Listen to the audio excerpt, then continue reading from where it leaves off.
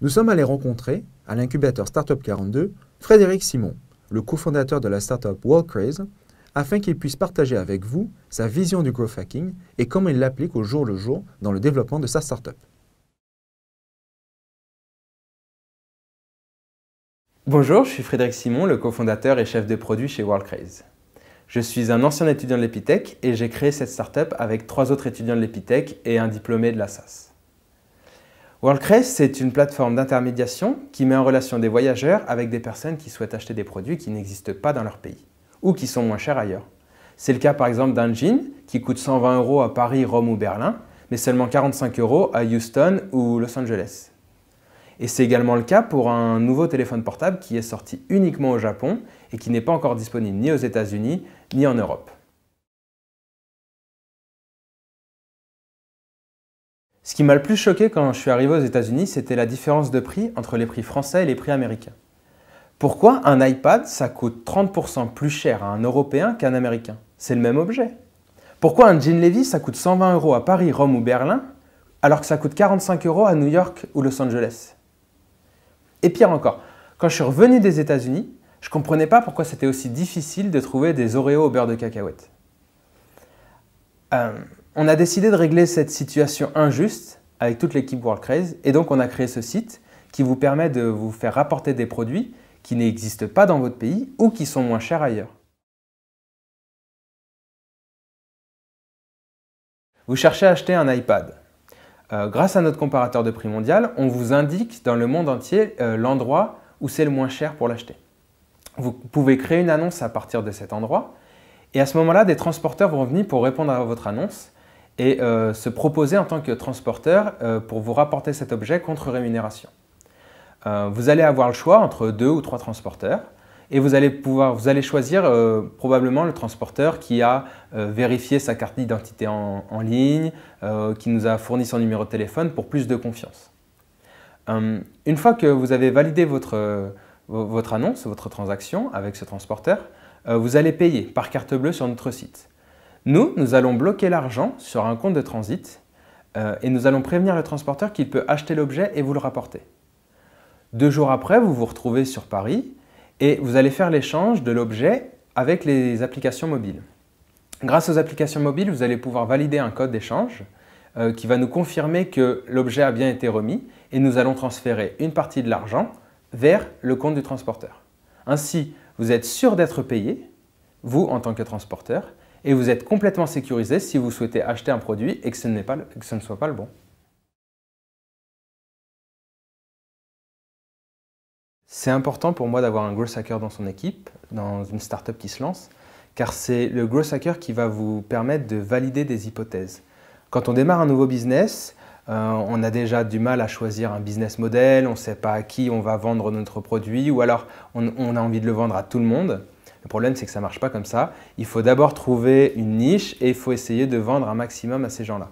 Et pour repérer cette niche-là, on a besoin de tester plusieurs méthodes, plusieurs marchés. Et donc, on a besoin d'avoir des validations différentes. C'est-à-dire qu'on va mettre en place une campagne de publicité pour les jeunes entre 20 et 30 ans et on va essayer de mettre en parallèle en place une campagne de publicité pour les personnes de plus de 50 ans. Et les statistiques, les métriques vont nous permettre d'analyser, de savoir à qui vaut mieux vendre et quel est le marché pour démarrer.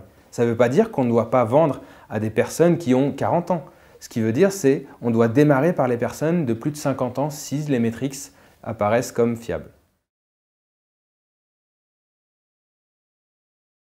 Notre growth hacker s'est rendu compte pour nous de l'importance de la gastronomie pour les personnes de plus de 40 ans.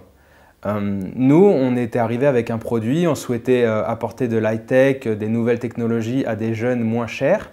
Et il s'avère que finalement, c'est la gastronomie qui emporte le dessus avec les personnes qui ont plus de 40 ans, c'est-à-dire généralement mes parents, nos parents, puisqu'on a tous 20 ans. Et c'est nos parents qui finalement consomment le plus sur le site tout ce qui est produits gastronomiques.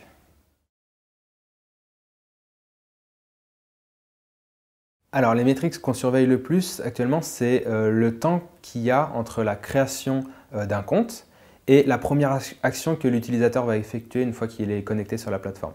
Ça va être soit créer une annonce, soit se déclarer en tant que transporteur et faire une proposition de transport pour quelqu'un. Ce temps-là, il est important pour nous parce qu'il nous permet de savoir si les personnes sont perdues ou pas. Plus le temps est long et plus il y a de chances pour que les personnes abandonnent le tunnel et décident de ne plus jamais rien faire sur le site. Plus le temps est court et plus on a de chances de les envoyer vers soit le tunnel de conversion pour la création d'une annonce et donc de payer avec la carte bleue et rapporter de l'argent, soit le transport de produits. Et donc dans ce cas-là, se déclarer, rajouter des informations plus importantes de trust pour nous qui sont très importantes.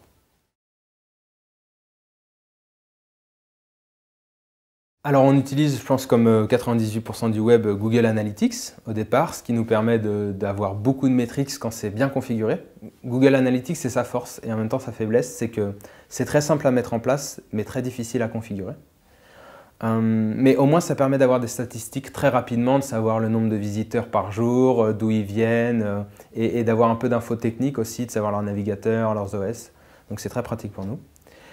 Sinon en parallèle on utilise Kissmetrics, qui est là pour le coup une usine à gaz, on va dire, des métriques qui vous permet sur un bouton de vous dire que c'est les utilisateurs qui habitent en France, en Île-de-France, qui ont cliqué sur ce bouton, qu'il y a 28% de la population qui a cliqué sur ce bouton, qui est probablement des femmes grâce à d'autres métriques qu'on a mis en avant.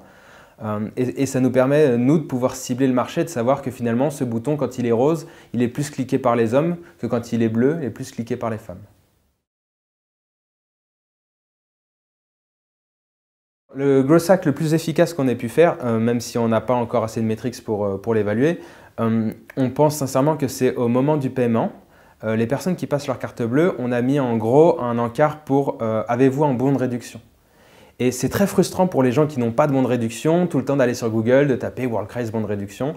Nous, on a fait en sorte de bien les cacher, de bien les dissimuler, de toujours faire des bons de réduction uniques pour que justement ils ne soient pas réutilisables. L'idée, c'est que quand ils cliquent sur ce bouton « Je n'ai pas de bon de réduction », on leur propose de tweeter ou de partager sur Facebook une information. Et nous, on leur offre un bon de réduction de 20 à 50%, suivant la tendance du site, s'il est beaucoup partagé ou très peu en ce moment.